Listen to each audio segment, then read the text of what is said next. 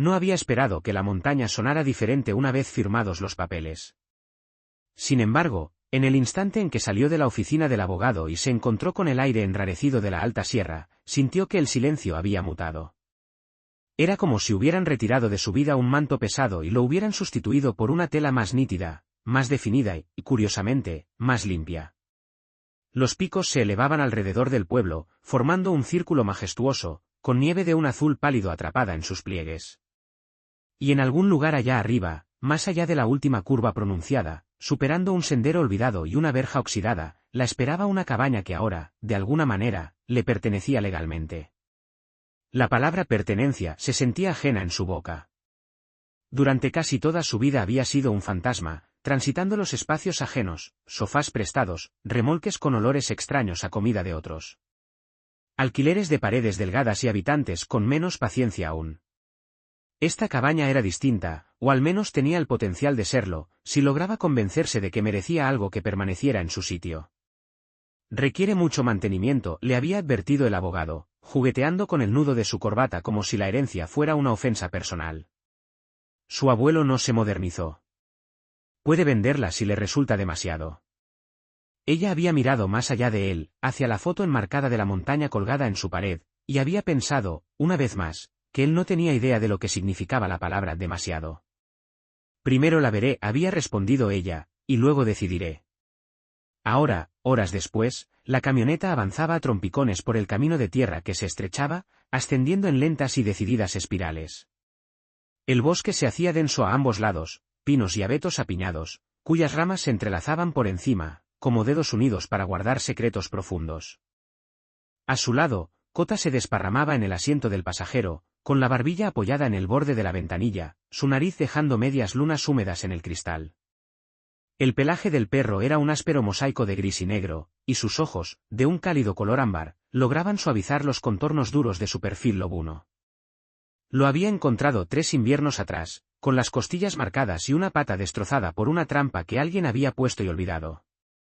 O quizás no la habían olvidado en absoluto. Lo había llevado sola al veterinario, pagado la cuenta a plazos, y en algún punto, entre las suturas y los largos viajes silenciosos, se habían convertido en una manada de 2. Cuando el camino finalmente se torció en la última curva estrecha y los árboles se abrieron, la cabaña apareció a la vista, como si hubiera estado conteniendo el aliento detrás de la cresta y ahora exhalara al verla. Se alzaba en un pequeño claro, con la nieve retrocediendo de su cimentación de piedra en delgados parches helados. El techo empinado se curvaba bajo el peso de incontables años de inclemencias. Hacía mucho tiempo que no salía humo de su chimenea. El porche delantero se hundía ligeramente por el centro, la madera plateada y gastada por el sol y la lluvia. Debería haber sentido escalofríos, pensó, este lugar que había esperado a través de guerras, bodas y funerales sin que nadie abriera su puerta. En cambio, parecía cansada, como un anciano que ha permanecido sentado demasiado tiempo en una silla, rígida, pero todavía presente, dispuesta a levantarse si alguien la ayudaba. Bien, murmuró ella, apagando el motor. Estamos en casa. Estamos cerca. Lo suficiente. Kota saltó primero, aterrizando en la grava con un suave gruñido, estirándose hasta que su columna vertebral crujió. Olfateó el aire, la cola baja, no meneándose exactamente, sino moviéndose con una cautelosa curiosidad. El aire de la montaña transportaba aromas distintos a los del valle, savia y tierra húmeda, y el débil dulzor metálico del deshielo en algún lugar fuera de la vista. Se quedó quieta un momento y simplemente escuchó, el silbido fino del viento en las copas de los árboles, el murmullo distante de un arroyo, el ocasional goteo del agua que caía del alero. No había coches, ni la televisión de los vecinos filtrándose a través de paredes delgadas, solo espacio. No se había dado cuenta de lo hambrienta que estaba de ese espacio hasta ese preciso instante. La puerta principal se resistió al principio, hinchada en su marco. Pero un hombro firme y una maldición susurrada la convencieron de ceder. Dentro, el polvo se elevó en una tenue nube pálida, atrapada en el haz de luz del porche como miles de pájaros diminutos y asustados. El aire olía a madera vieja y a hierro frío, con un matiz herbal, quizás salvia seca, o el mero fantasma de ella. Su abuelo había muerto con el tipo de tranquilidad que la gente de las montañas prefería, mientras dormía, solo, con más cartas sin abrir que amigos. Ella solo lo había conocido 2 veces en su niñez, ambas en el pueblo, nunca aquí arriba. Solo le había enviado una cosa en toda su vida, una navaja de bolsillo con un mango tallado y sin nota. Su madre había puesto los ojos en blanco cuando llegó el paquete, refunfuñando algo sobre hombres tercos y montañas tercas, pero ella jamás había tirado la navaja. Ahora, descansaba en el bolsillo de su chaqueta gastada, ejerciendo una pequeña y sólida presión de consuelo contra sus costillas. Kota se adelantó, sus uñas repiqueteando en las tablas del suelo, la nariz trabajando sin descanso. Se movía del sillón a la chimenea y luego a la ventana, mapeando el espacio en arcos cuidadosos. «Revísalo bien», le dijo ella, sonriendo a medias. «Eres el inspector. Yo solo firmé papeles». La sala principal era austera, una mesa, 4 sillas, un sofá ligeramente hundido, una estantería estrecha con un puñado de títulos cuyos lomos estaban agrietados y descoloridos por el sol. El rincón de la cocina albergaba un viejo fregadero de esmalte, armarios con puertas entreabiertas y una estufa de leña agazapada bajo una campana metálica manchada. Todo era funcional. Nada era bonito. Eso le venía bien. Ya estaba harta de mentiras bonitas. Lo que la cabaña requería era trabajo.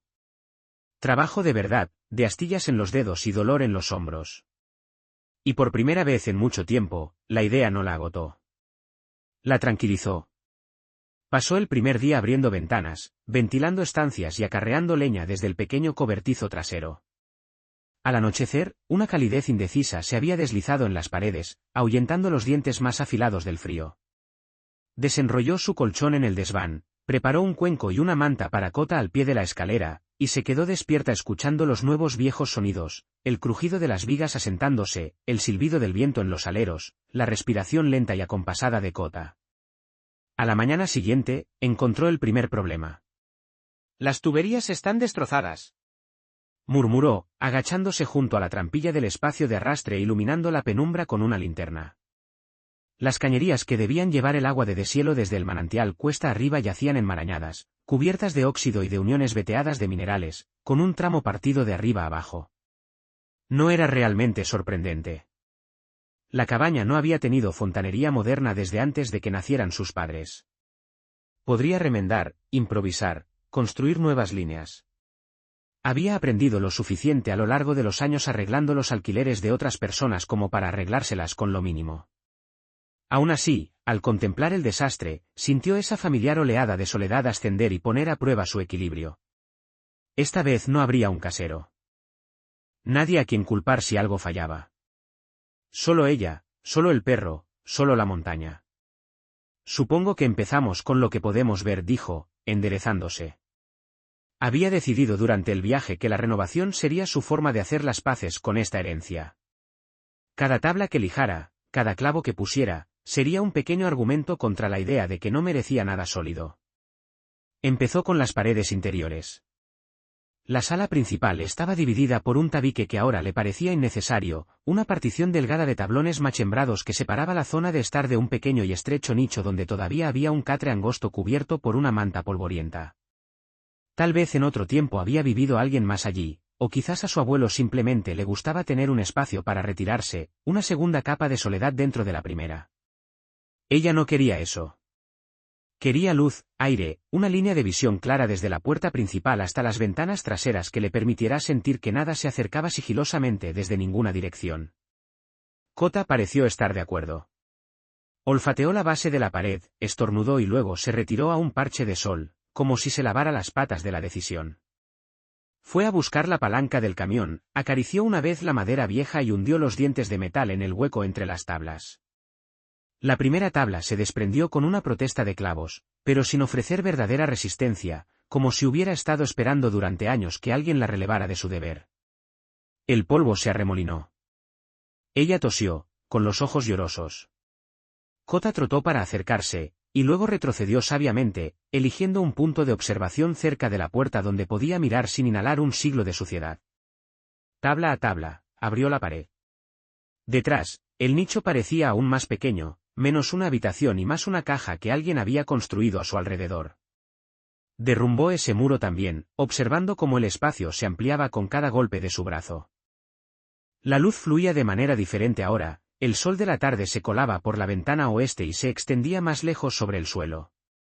Le ardían los hombros. El sudor le corría por la espalda a pesar del frío. Se sentía bien, honesto.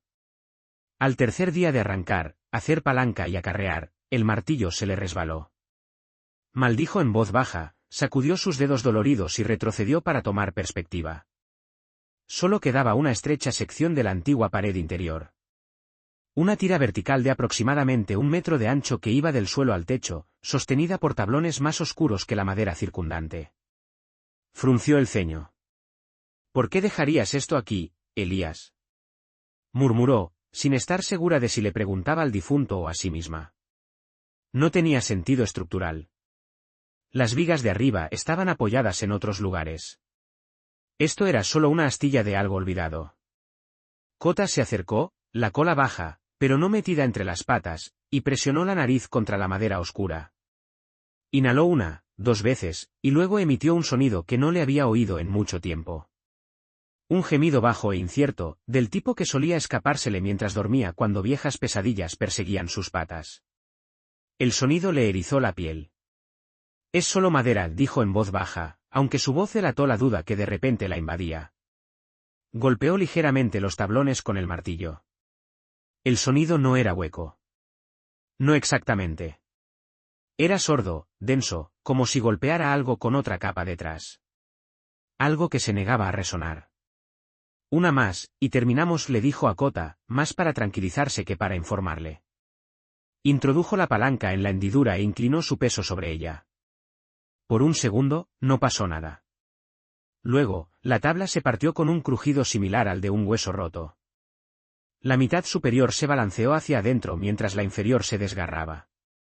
Detrás, en lugar de los montantes verticales polvorientos que esperaba, había metal, oscuro, mate, áspero por la edad. Se quedó helada, conteniendo la respiración. El perro retrocedió un paso, las orejas aplanadas, luego avanzó lentamente de nuevo, atraído por el nuevo olor. La superficie expuesta era más grande que una simple placa o soporte. Llenaba el espacio de suelo a techo. Los bordes se apretaban contra los montantes circundantes. Un viejo panel de hierro, pensó al principio. Quizás algún tipo de refuerzo estructural.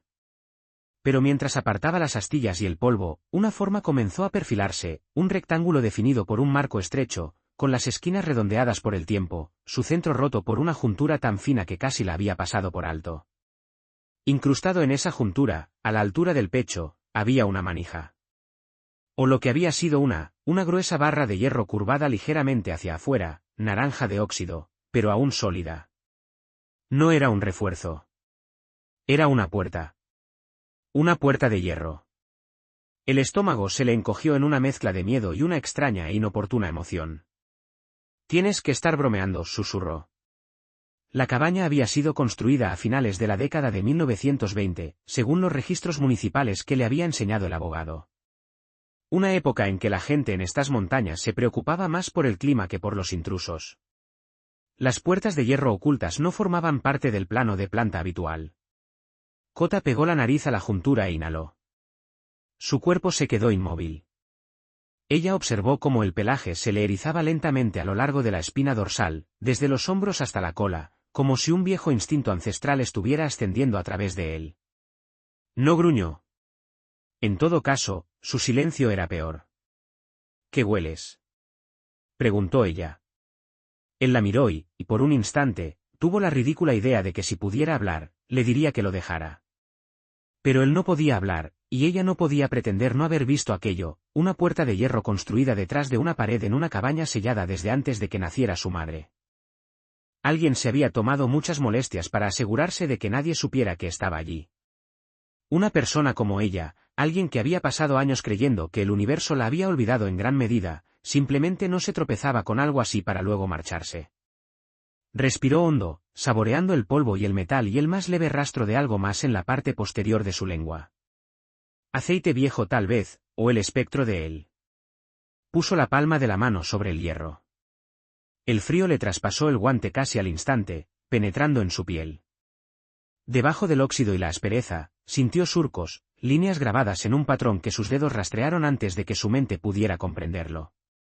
Círculos, ángulos, una forma que pudo haber sido un símbolo, pero que se había suavizado con el tiempo. Un candado viejo de estilo industrial colgaba inútilmente de una grapa cerca de la manija. Su grillete había sido cortado limpiamente en algún momento del pasado distante.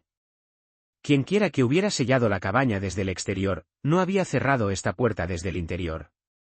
La habían ocultado, la habían disfrazado, pero en algún momento, alguien había pasado por ella. Tragó saliva, con la garganta repentinamente seca. De acuerdo, dijo en voz baja, para sí misma, para Kota y para el silencioso peso del hierro, así que el viejo guardaba secretos. El martillo en su mano ahora se sentía inadecuado, como un juguete. La puerta era lo suficientemente gruesa como para que, incluso si hubiera estado cerrada, no habría tenido muchas esperanzas de forzarla. Pero el candado cortado sugería que aún podría moverse si las bisagras no se habían congelado hasta convertirse en estatuas.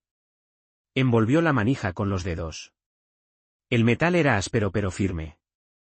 Kota dio otro paso hacia atrás, dándole más espacio a la puerta, como si esperara que algo saliera en lugar de entrar.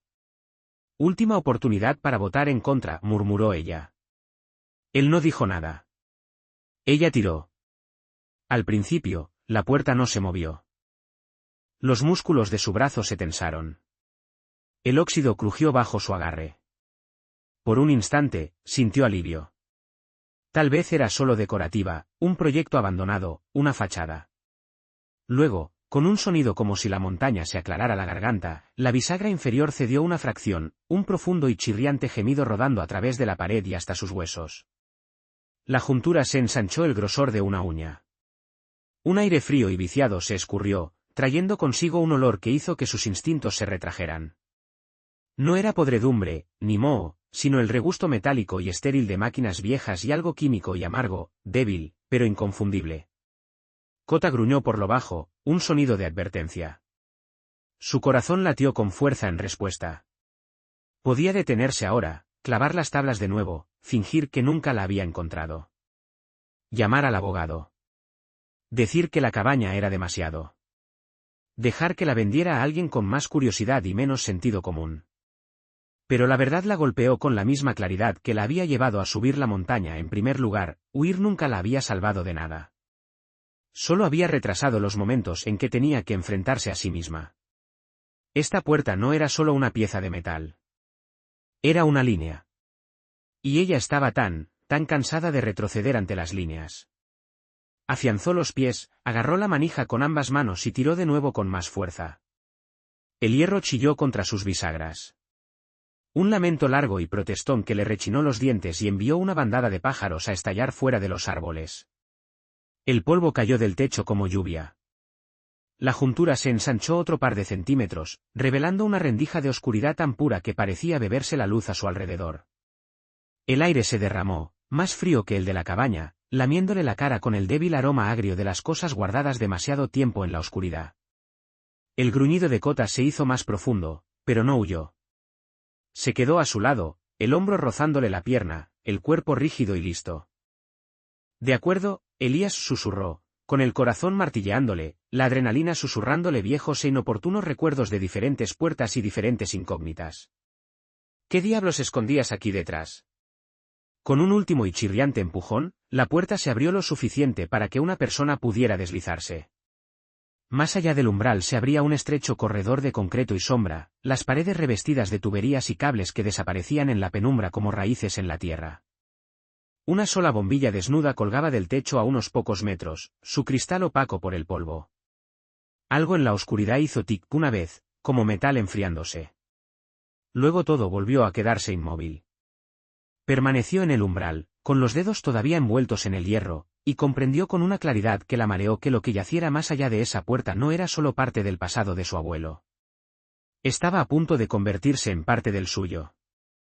Se quedó en la entrada un largo momento, el aliento frío que salía de la oscuridad le rozaba el rostro, como la exhalación de algo que había esperado demasiado tiempo para ser visto. Kota se pegó a su pierna, sin retroceder, pero tenso de una manera que le indicaba que no le gustaba lo que olía. Y no lo culpaba. El corredor de enfrente parecía equivocado. No peligroso de una manera obvia, sino simplemente erróneo, demasiado estrecho, demasiado frío, demasiado silencioso, como si no perteneciera al mundo exterior. A pesar de todo, ella entró. El haz de su linterna se extendió por el pasaje de concreto, capturando tuberías envueltas en aislamiento polvoriento y soportes oxidados que no habían sentido una mano humana en décadas. El aire sabía metálico, ligeramente químico, no era putrefacción, ni moho, sino algo más agudo, manufacturado. Al final del corredor había otra puerta, de acero grueso, atornillada a la montaña misma. Sin manija, solo una placa de metal circular a la altura del pecho, desgastada y lisa por el uso de viejas manos. Presionó la palma contra ella. Por segunda vez ese día, sintió calor donde no debería haber habido nada más que metal helado.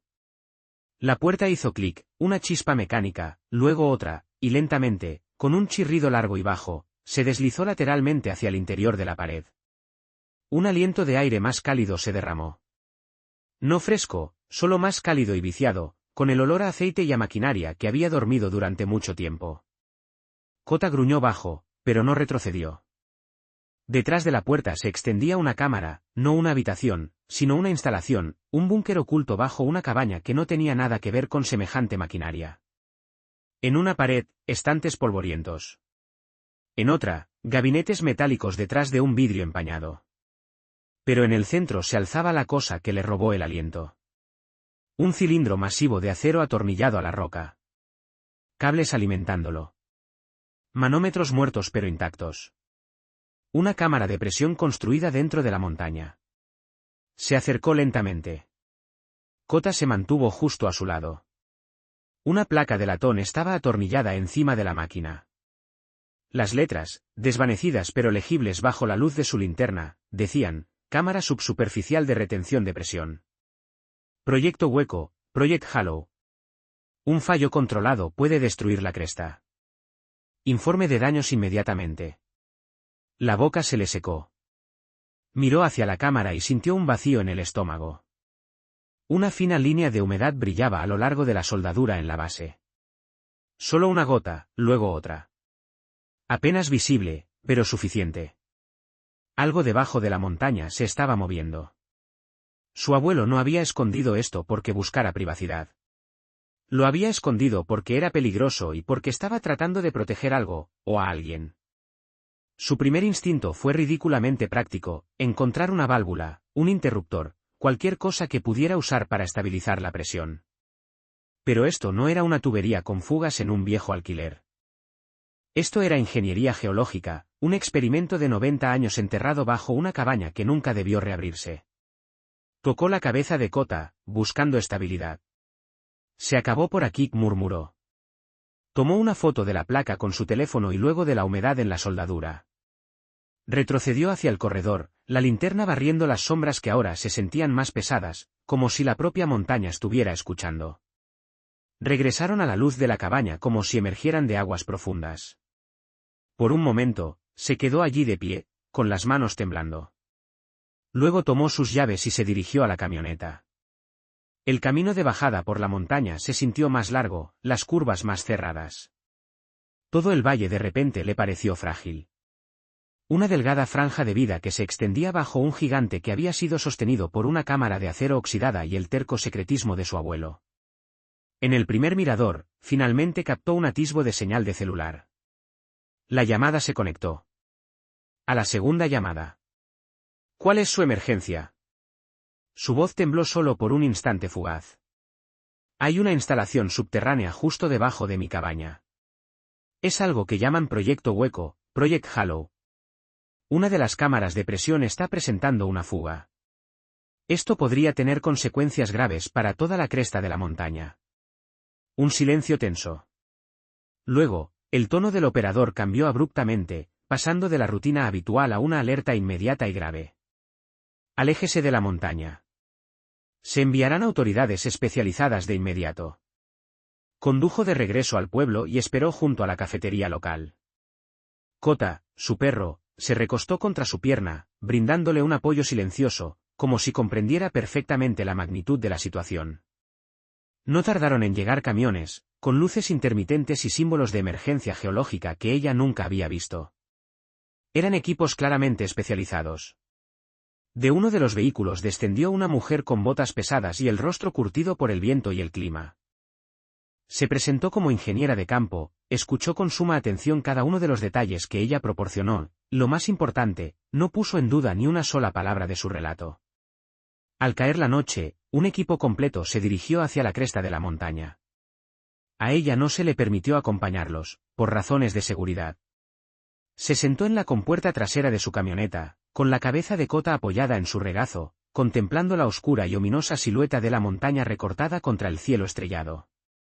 Se preguntaba, con un nudo en la garganta, qué carga tan inmensa había llevado su abuelo en solitario durante tantos y dolorosos años. La tarea se prolongó durante 3 largos meses. 3 meses de constantes idas y venidas de camiones por el camino, de señales de advertencia de acceso restringido colocadas al inicio de los senderos y de ingenieros con chaquetas gruesas que le daban informes técnicos que apenas lograba comprender.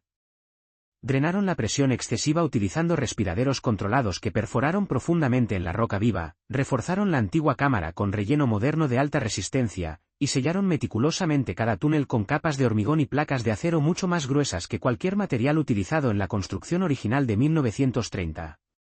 Cuando la labor fue finalmente completada, la ingeniera principal se reunió con ella en el pueblo. Ahora está estable, le aseguró la mujer. Tan estable como la geología nos permite garantizar.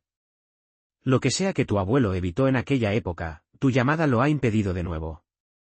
La cabaña volvía a ser suya. La montaña volvía a estar a salvo.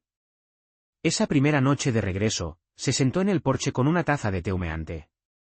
Kota se estiró perezosamente a sus pies. El bosque volvía a respirar con sus sonidos habituales. Un pájaro carpintero martilleaba la corteza pendiente abajo. El agua del deshielo goteaba en finos hilos desde los aleros. Miró hacia la pared reconstruida en el interior, esa que ahora ocultaba un sello de acero soldado y capas de refuerzo estructural. El peligro se había disipado. El secreto estaba enterrado de nuevo, pero esta vez la verdad no era una carga que tuviera que llevar sola.